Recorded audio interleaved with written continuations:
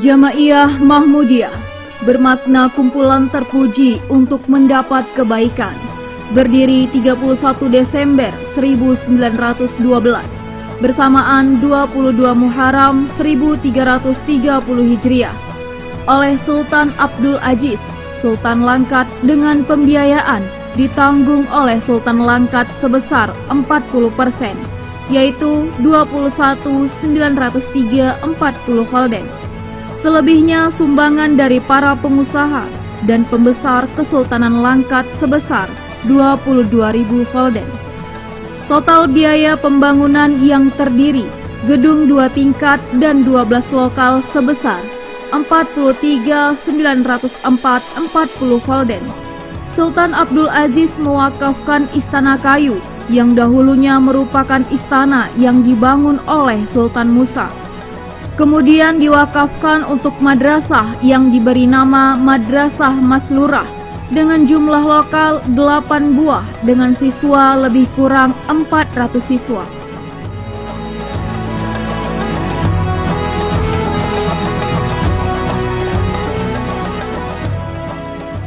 Assalamualaikum warahmatullahi wabarakatuh. Saudara, berjumpa kembali bersama saya Diah Nurita dari channel GL Production Langkat. Saudara, inilah lokasi Madrasah Jamiah Mahmudiyah Tanjung Pura yang berada di Kabupaten Langkat, merupakan perguruan tinggi Islam tertua di Sumatera Utara, dan madrasah ini sempat tersohor pada masanya hingga ke mancanegara. Saudara, saat ini saya tepat berada di depan gerbang Madrasah Jamiah Mahmudiyah Tanjung Pura guna menyelusuri sejarah mengenai madrasah ini. Untuk mengetahui lebih lanjut mengenai sejarah ini, mari ikuti saya.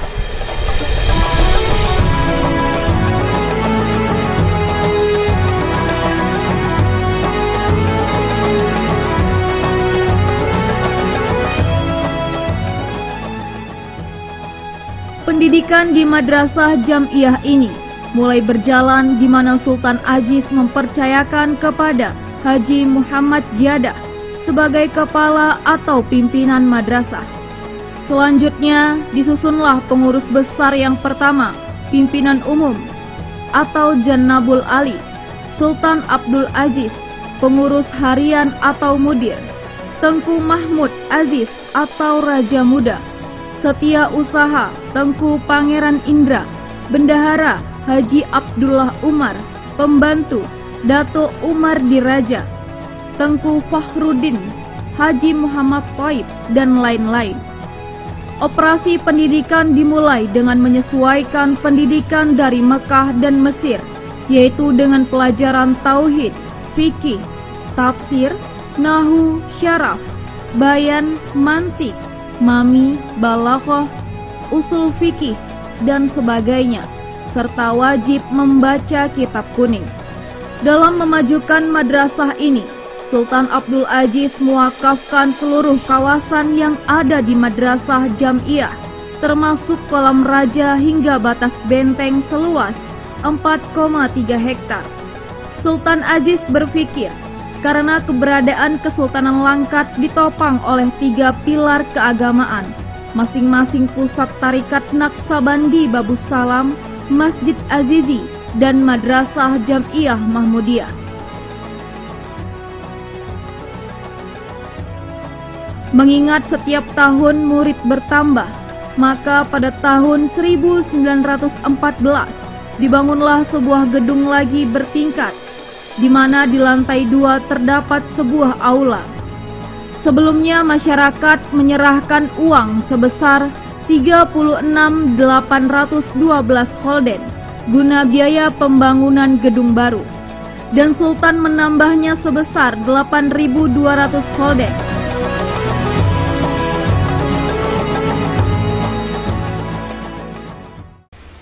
Saudara, saat ini kami sedang bersama Ketua Yayasan Sekolah Tinggi Agama Islam Jamiah Mahmudiyah Tanjung Pura, yaitu Bapak Dr. Haji Mukhijar Mukhtar MS, guna berbincang-bincang mengenai Sekolah Tinggi Agama Islam Jamiah Mahmudiyah Tanjung Pura ini.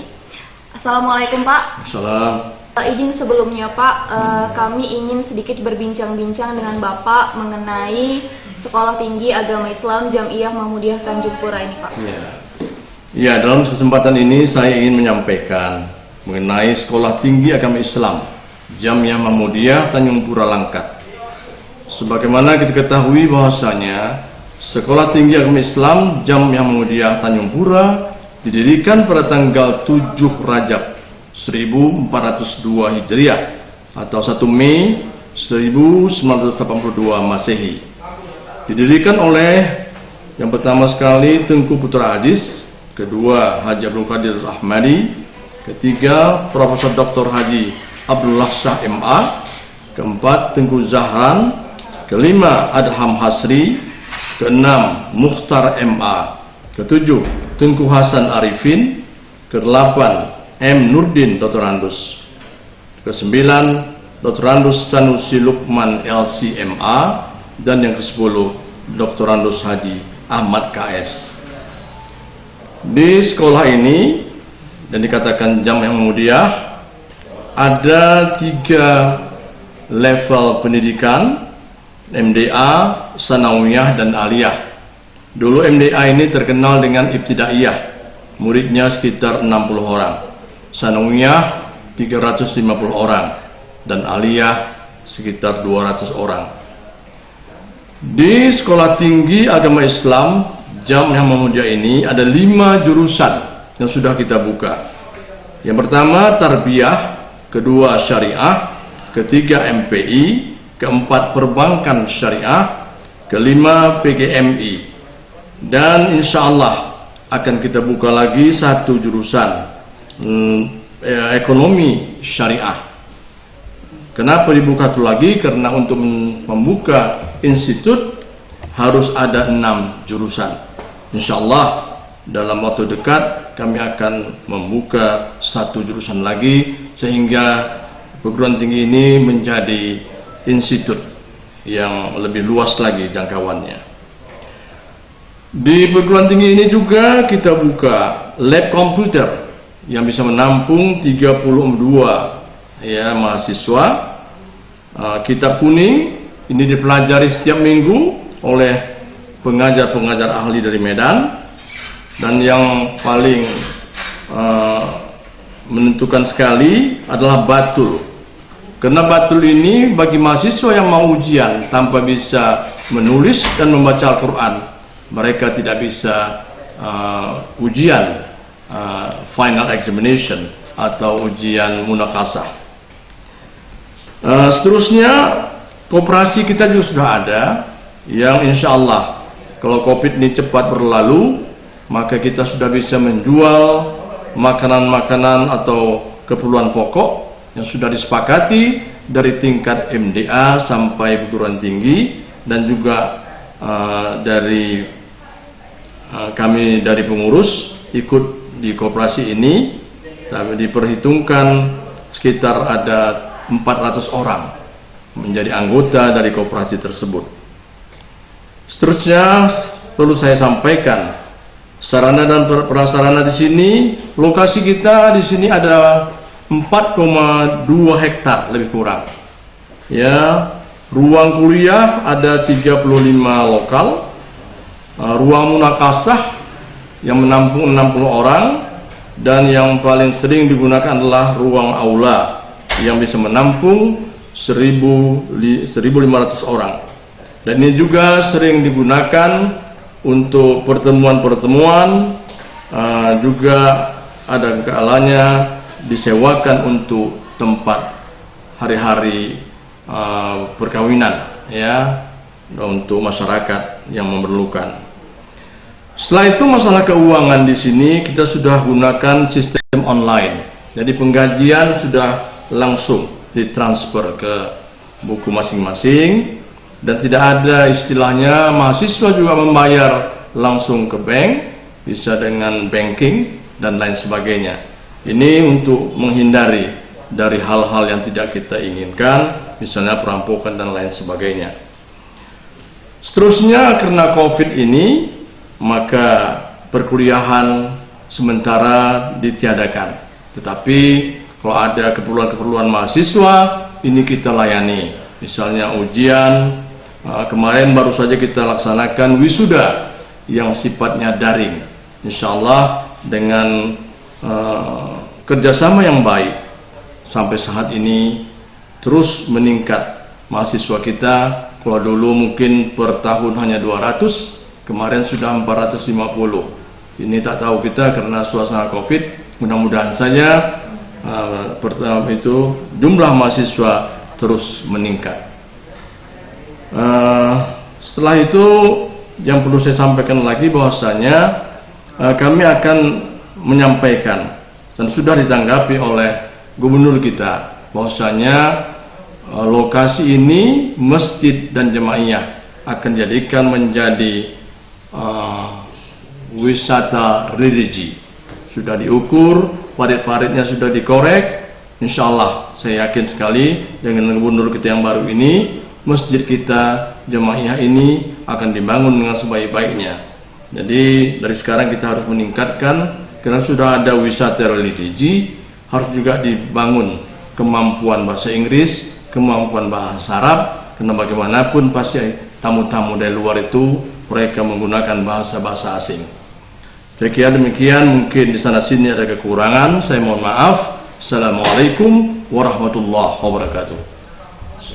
Baik Pak, terima kasih sebelumnya atas penjelasan Bapak mengenai Sekolah Tinggi Agama Islam Jamiah Muhammadiyah Tanjung Pura ini Pak. Baiklah saudara, demikianlah bincang-bincang kami bersama Ketua Yayasan Sekolah Tinggi Agama Islam Jamiah Muhammadiyah Tanjung Pura.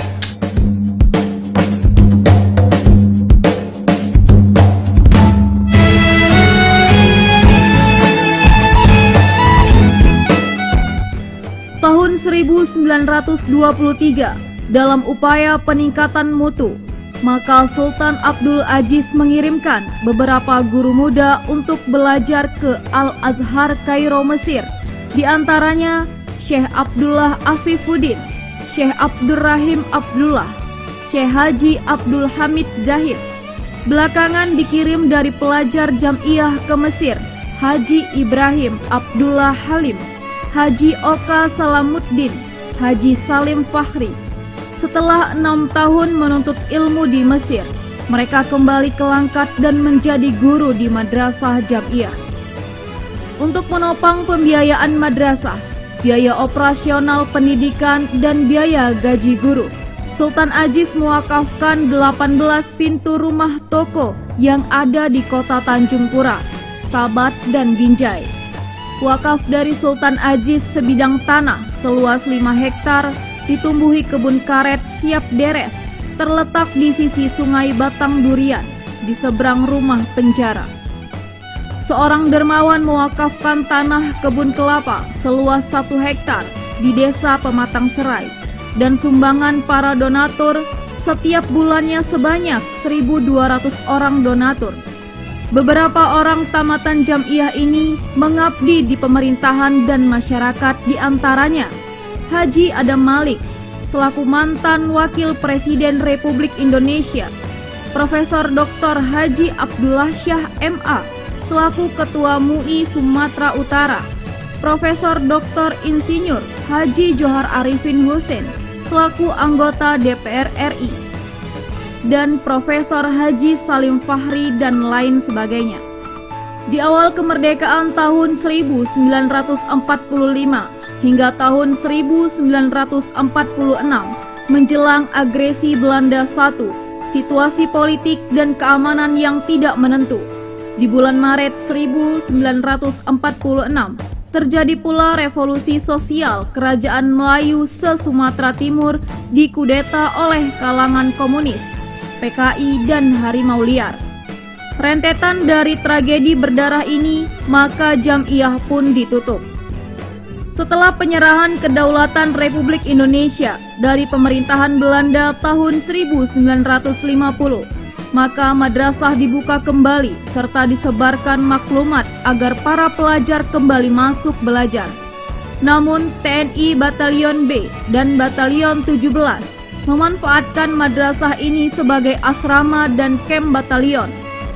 Namun, madrasah terus aktif dengan memanfaatkan beberapa sekolah dasar dan rumah suluk yang dulu ada di sekitar halaman parkir Masjid Azizi. Karena keteledoran anggota TNI sebagai penjaga gudang amunisi, gudang amunisi terbakar dan meledak. Akibatnya, gedung Madrasah Aziziyah ludes terbakar. Dan Madrasah Maslurah yang merupakan istana kayu beratap rumbia rata dengan tanah. Ini merupakan musibah besar. Hanya 3 ruang Madrasah Aziziyah yang tersisa. Kebakaran tersebut terjadi tanggal 30 Maret 1950. Setelah kejadian musibah kebakaran tersebut, TNI meninggalkan begitu saja tanpa merenovasi gedung yang terbakar. Tahun 1958, walaupun situasi siswa Jam'iyah yang masih menumpang dapat juga menamatkan siswanya, salah seorang di antaranya adalah Bapak Profesor Dr. Haji Abdullah Syah MA, mendapat beasiswa melanjutkan pendidikan di Al-Azhar Kairo, Mesir. Pada mulanya, sebelum Jam'iyah berdiri, para masyarakat yang ingin belajar datang kepada guru-guru, tidak merupakan pendidikan yang khusus. Akhirnya Sultan Muhammad Aziz mengambil kesimpulan membentuk organisasi Jam'iyah Mahmudiyah. Inilah berlahir pendidikan, yayasan pendidikan atau bentuk lembaga pendidikan yang dibuat oleh Sultan Muhammad Aziz. Pada mulanya, karena murid sudah banyak, tercatat 2.000 orang pada saat itu, maka Sultan mengambil inisiatif murid-murid pelajaran terbaik dikirim ke luar negeri, terutama Mesir, dan kembalinya mereka mengabdi sebagai tenaga pengajar di Jam'iyah Mahmudiyah. Di samping para ulama, Tuan Syekh Abdul Tuan Syekh Abdul Rahim, Tuan Syekh Ziyadah, kemudian yang paling muda adalah Al-Qahir Salamuddin, yang pernah menjadi residen pertama di Langkat. Abdul Sah merupakan alumni yang terakhir mendapat pendidikan Mesir dari Jam'iyah Mahmudiyah pada saat itu. Belakangan timbul lagi dengan Luqman Sanusi Luqman yang juga mengabdi di sini dan sekarang menjadi guru di UIN.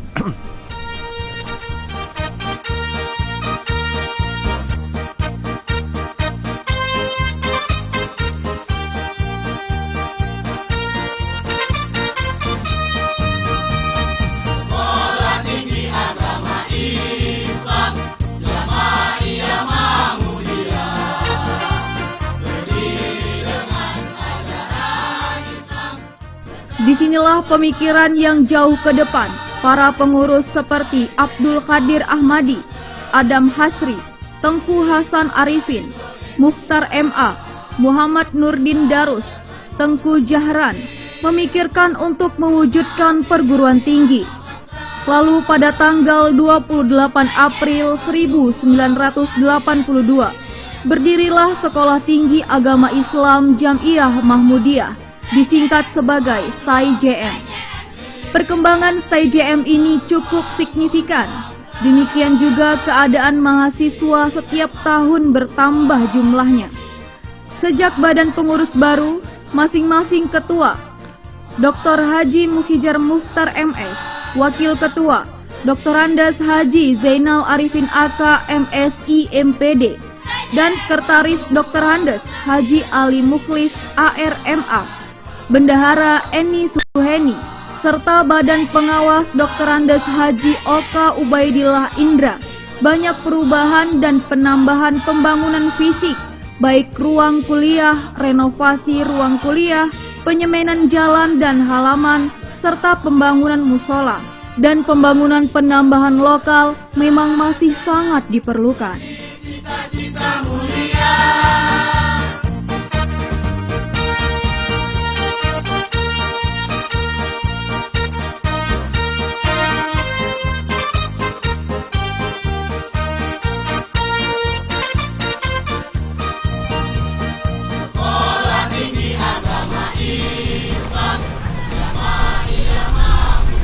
Saudara, kami telah membawa Anda dalam menyajikan sekilas sejarah mengenai Madrasah Jamiah Mahmudiyah Tanjung Pura yang merupakan perguruan tinggi Islam tertua di Sumatera Utara.